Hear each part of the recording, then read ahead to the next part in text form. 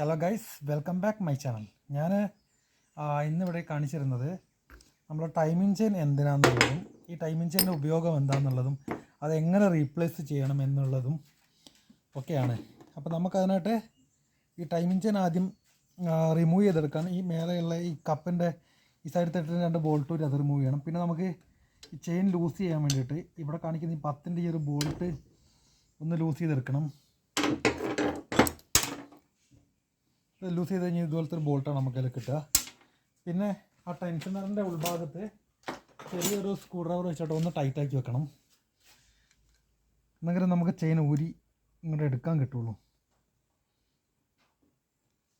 നമുക്ക് ഈ timing ചെയിൻ്റെ noise എന്ന് പറഞ്ഞാൽ തന്നെ ഈ ചെയിൻ ഈ ലൂസാണ്. ഈ ലൂസ് നമുക്ക് വണ്ടി സ്റ്റാർട്ട് ചെയ്യുന്ന സമയത്ത് ഈ ചെയിൻ ലൂസായിട്ട് വരുന്ന ഒരു നോയ്സാണ് നമുക്ക് ആ ടൈമിംഗ് ചെയിൻ നോയ്സ് എന്നും പറഞ്ഞിട്ട് കേൾക്കുന്നത്.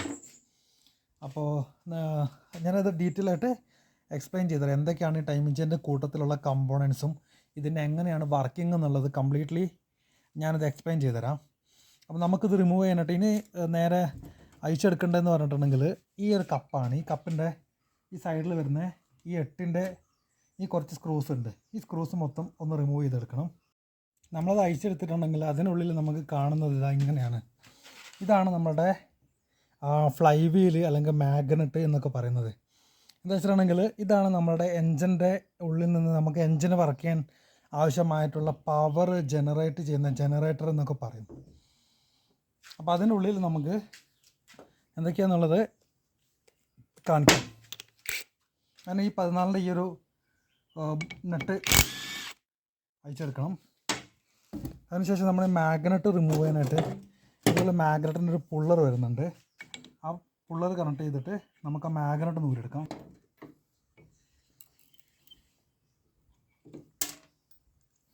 മാഗ്നറ്റ് ഊരിയെടുക്കുന്ന സമയത്ത് തന്നെ നമുക്കതിനകത്ത് നിന്ന് ഇതുപോലെ ഒരു കീ കാണാം.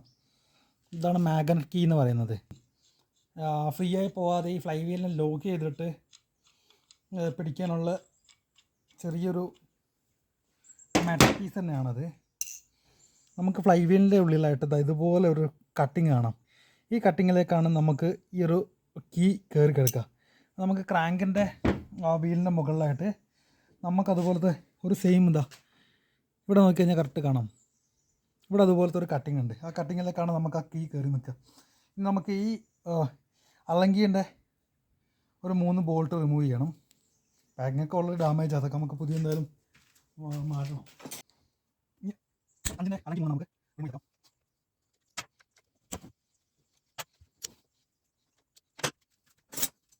ഇനി നമ്മൾ ഈ കോയിൽ ഊരി എടുക്കുമ്പോൾ ശ്രദ്ധിക്കണം. എന്താ വെച്ചിട്ടുണ്ടെങ്കിൽ ഒരു സ്ക്രൂ ഡ്രൈവർ ജസ്റ്റ് ഒന്ന് തിക്കി നമുക്കിത് കിട്ടും.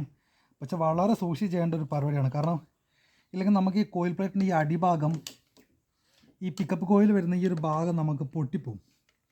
അപ്പോൾ അതിനായിട്ട് താഴെ മേലെ ഒരുപോലെ തന്നെ നമ്മൾ ഇതുപോലെ തന്നെ തിക്കി എടുക്കണം. നമ്മൾ കോയിൽ പ്ലേറ്റ് ഊരിയെടുത്തിട്ടുണ്ട്. ഇങ്ങനെയാണ് കോയിൽ പ്ലേറ്റ് കിട്ടുക. ഇത് വരുന്നത് ന്യൂട്രലൈറ്റിൻ്റെ ഒരു സ്വിച്ചാണ്. നമുക്ക് വേണമെങ്കിൽ റിമൂവ് ചെയ്തെടുക്കാം, അല്ലെങ്കിൽ ആവശ്യമില്ല. ഒരു റിമൂവ് ചെയ്തെടുത്ത് നമുക്ക് സുഖമായിട്ട് മാറ്റി വെക്കാം. ഇതാണ് കോയിൽ പ്ലേറ്റ്. ഇത് നമുക്ക് വരുന്നത് ഇത് 3 എന്ന് പറഞ്ഞിട്ടുണ്ടെങ്കിൽ വണ്ടിക്ക് നമ്മൾ സ്റ്റാർട്ട് ചെയ്യുന്ന സമയത്ത് ഹെഡ് ലാമ്പിനും ബാറ്ററി ചാർജ് ചെയ്യാനും വേണ്ടിയിട്ടുള്ള പവർ ജനറേറ്റ് ചെയ്യുന്നത് ഈ ഒരു കോയിലാണ്.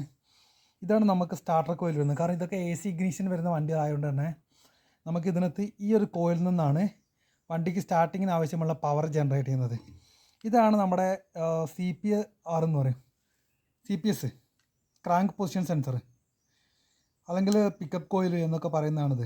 എന്താ വെച്ചാൽ ഇതാണ് നമുക്ക് വണ്ടിക്ക് ഇഗ്നിഷനുള്ള ടൈമിങ് ഈ ഒരു കോയിലാണ് നമുക്ക് എന്താക്കുന്നത് നിശ്ചയിക്കുന്നത്.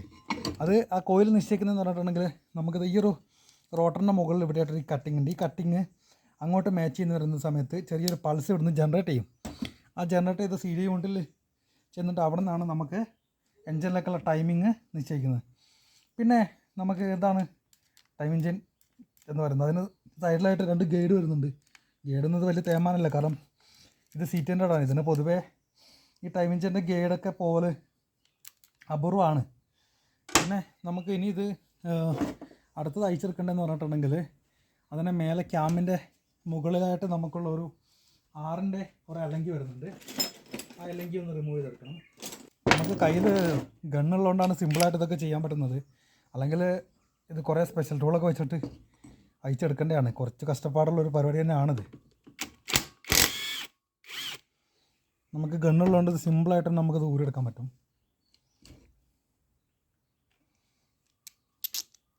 ഇത് നമ്മൾ ഊരെടുത്തിട്ടുണ്ട്. ഇനി നമുക്ക് ടൈമിംഗ് ചെന്ന് മുകളിലായിട്ട് വരുന്ന ഈ ഒരു ഇതാണ് ക്യാം വീൽ വരുന്നത്.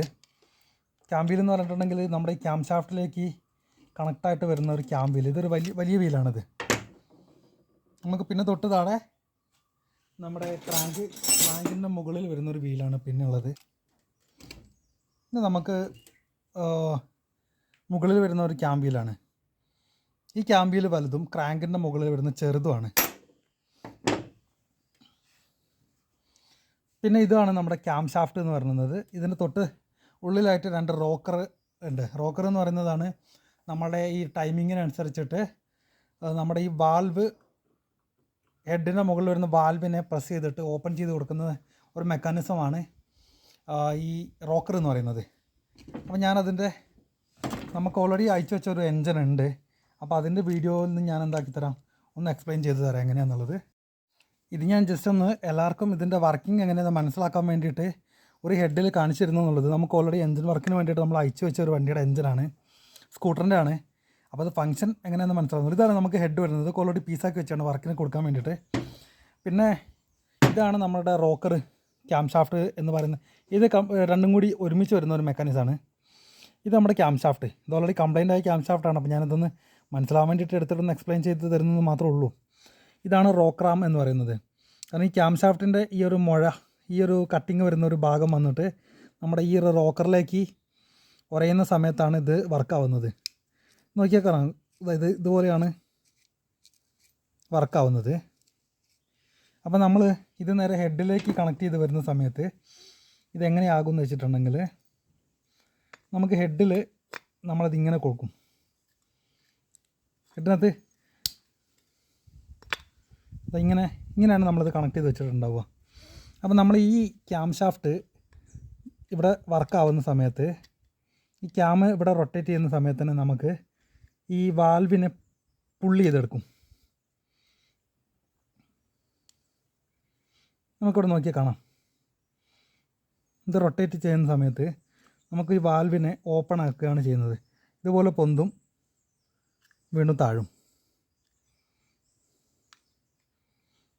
അതാണ് നമ്മുടെ ക്യാം ഷാഫ്റ്റിൻ്റെ വർക്കിംഗ് എന്ന് പറയുന്നത്. അതിനകത്തേക്ക് അത് സിമ്പിളായിട്ട് പറഞ്ഞിട്ടുണ്ടെങ്കിൽ ക്യാമിൻ്റെ ഈ കട്ടിങ് ഇവിടെ തട്ടിയിട്ട് ഈ വാൽവിനെ ഇങ്ങനെ വർക്ക് ചെയ്യിക്കുകയാണ് ചെയ്യുന്നത്. ഇതാണ് ഇതിന് സിമ്പിൾ ഫങ്ഷൻ. അപ്പോൾ നമുക്ക് അതിന് വേണ്ടിയിട്ടുള്ള ഡ്രൈവ് ചെല്ലുന്നത് ക്രാങ്കിൻ്റെ വീലിൽ നിന്നുമാണ് നമുക്കതിന് ഡ്രൈവ് പോകുന്നത്.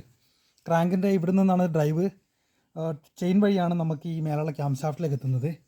അപ്പോൾ നമ്മുടെ ഈ ക്രാങ്കിൻ്റെ ഈ ഒരു വീലെന്ന് പറഞ്ഞിട്ടുണ്ടെങ്കിൽ ഇതിന് വളരെയധികം തന്നെ ടീത്ത് കുറവും, തൊട്ട് മേലത്തെ നമുക്ക് ആ ക്രാങ്കിന് വരുന്ന ടീത്ത് വളരെയധികം കൂടുതലാണ്, ക്യാം ഷാഫ്റ്റിന് വരുന്നത്.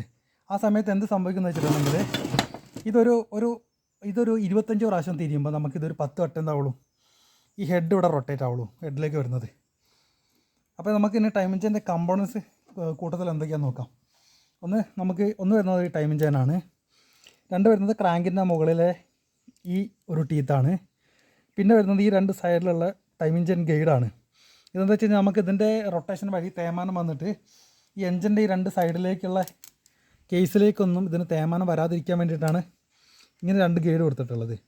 പിന്നെ വരുന്നത് മുകളിലെ ഈ ഒരു ക്യാം വീലാണ്, ക്യാം ഷാഫ്റ്റിന് വരുന്ന ഈ ഒരു ക്യാം വീല്. പിന്നെ വരുന്നത് ഈ ഒരു ടെൻഷനർ അസംബ്ലിയാണ്. ഇത് നമ്മൾ ടൈമിംഗ് ചെയിന് ഇത് തേയ്മാനം വരുന്നതിനനുസരിച്ചിട്ട് അവിടെ നിന്ന് ഇങ്ങോട്ട് അതിൻ്റെ ഉള്ളിൽ സ്പ്രിങ് വെച്ചിട്ട് ഇതിനിങ്ങനെ തള്ളിക്കൊണ്ടിരിക്കും. അപ്പോൾ ഈ ചെയിൻ ലൂസായി കഴിഞ്ഞിട്ടുണ്ടെങ്കിൽ അത് ഓട്ടോമാറ്റിക്കലി ടൈറ്റ് ആവും. ഇതിനൊരു പരിധിയുണ്ട്, ചെയിന് ഈ നമ്മുടെ ടെൻഷനർ ടൈറ്റ് ആക്കുന്നതിനൊരു പരിധിയുണ്ട്. ആ പരിധി കഴിഞ്ഞിട്ട് വണ്ടി ഓടുന്ന സമയത്താണ് നമുക്ക് ഈ ചെയിൻ വീണ്ടും ലൂസായിട്ട് നമുക്ക് ഈ നോയ്സ് വരാൻ തുടങ്ങുന്നത്. ഇതിപ്പോൾ ഓൾറെഡി നിങ്ങൾക്ക് നോക്കിയാൽ തന്നെ കാണുന്നത് സർവീസൊന്നും കറക്റ്റല്ല, നമുക്ക് കരിക്കട്ട പോലെ കിടക്കുന്നുണ്ട്. അപ്പോൾ ഈ വണ്ടിയുടെ സർവീസ് കറക്റ്റ് അല്ലാത്തതുകൊണ്ടാണ് ഈ ചെയിൻ പോയത്. അപ്പോൾ നമുക്ക് ഈ ഒരു ചെയിന് ഇതിപ്പോൾ ഈ താഴത്തെ ഈ 2 സ്ക്രൂ ഊരി കഴിഞ്ഞാൽ നമുക്ക് പുതിയ ചെയിൻ ഇട്ട് ഇത് റീസെറ്റ് ചെയ്തത് നമ്മുടെ ഈ പരിപാടി കഴിഞ്ഞു. അപ്പോൾ എന്താണ് ഇതിൻ്റെ വർക്കിംഗ് എന്നുള്ളത് ഞാൻ ജസ്റ്റ് ഒന്ന് കാണിച്ചു തരാൻ വേണ്ടിയിട്ട് എടുത്തൊരു വീഡിയോ ആണ് ഇത്. അപ്പോൾ ഇങ്ങനെയാണ് നമ്മുടെ എൻജിൻ്റെ ടൈമിംഗ് ചെയിൻ്റെ വർക്കിംഗ് വരുന്നത്. അപ്പം ഇനി ഇത് നമ്മൾ തിരിച്ച് ഈ ചെയിൻ മാറ്റി പുതിയ ചെയിൻ ഇട്ടിട്ടുണ്ടെങ്കിൽ നമ്മുടെ വർക്ക് അവിടെ കംപ്ലീറ്റ് ആയി. അപ്പോൾ നമുക്കിവിടെ ഓയിൽ ലീക്ക് വരുന്നുണ്ട്. അപ്പോൾ ഇവിടുത്തെ സൈഡത്തെ ഓറിങ്ങും കാര്യങ്ങളൊക്കെ നമ്മളിത് റീപ്ലേസ് ചെയ്യും മാറ്റുന്ന കൂട്ടത്തിൽ. പിന്നെ ഈ കോയിൽ പ്ലേറ്റിന് സൈഡിലൊരു ഓറിങ് പോയിട്ടുണ്ട്, അത് നമ്മളെ കൂട്ടത്തിലൊന്ന് റീപ്ലേസ് ചെയ്തിട്ടേ കയറ്റുള്ളൂ. ഇല്ലെങ്കിൽ വണ്ടി രണ്ടാമത് റണ്ണിങ് ആവുന്ന സമയത്ത് നമുക്കിത് നല്ല ലീക്ക് വരും. പിന്നെ ഇത് ഈ ഒരു സൈഡിൽ നമുക്ക് ഇതിൻ്റെ ഒരു പാക്കിംഗ് എന്തായാലും റിമൂവ് ചെയ്യണം. നമ്മളിത് വാങ്ങിച്ചൊക്കെ ജെൻസ് വരുന്നതാണ്. ഇത് നമുക്ക് ടൈമിംഗ് ചെയിൻ വരുന്നത്. ടൈമിംഗ് ചെയിൻ നമ്മൾ പുതിയത് വാങ്ങിച്ചിട്ടുണ്ട്. പിന്നെ അതിൻ്റെ സൈഡിലായിട്ടുള്ള ഒരു പാക്കിങ് പുതിയത് എടുത്തിട്ടുണ്ട്. പിന്നെ നമ്മളതിൻ്റെ ഒരു ഓറിങ് കിറ്റ്, ആ ലീക്ക് വരുന്ന ഓറിങ്ങൊക്കെ റീപ്ലേസ് ചെയ്യാൻ വേണ്ടിയിട്ട് ഒരു ഓറിങ് കിറ്റ് വാങ്ങിച്ചിട്ടുണ്ട്. അപ്പോൾ ഇതാണ് നമ്മുടെ ഇന്നത്തെ വീഡിയോ. ഇനി നമ്മൾ ഇതുപോലത്തെ അടുത്ത ട്രിക്കുകളും മെക്കാനിസവും എങ്ങനെയാണെന്നുള്ളതൊക്കെ കാണിച്ചിട്ട് ഇനി അടുത്തൊരു വീഡിയോ ആയിട്ട് വീണ്ടും വരും വരെ താങ്ക് യു.